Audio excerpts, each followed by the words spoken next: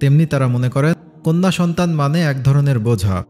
তারা যুদ্ধ করতে পারে না, গোত্রের সম্মান রক্ষায় লড়াইয়ে অংশ নিতে পারে না, জীবিকা উপার্জনে সক্ষম নয়।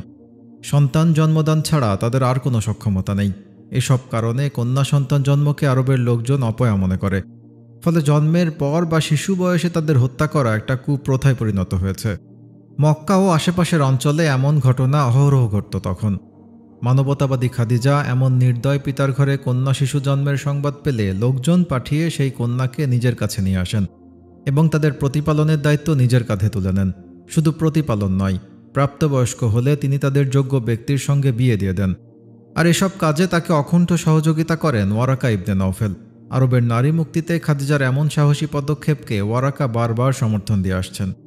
মক্কার কুরাইশ নেতাদের ভ্রুকুটি থেকে নিজের বোনকে সযত্নে সুরক্ষা করেন তিনি। পণ্ডিত ব্যক্তি বলে পারতপক্ষে তার কথার অবাধ্য হওয়ার সাহস করে না কেউ।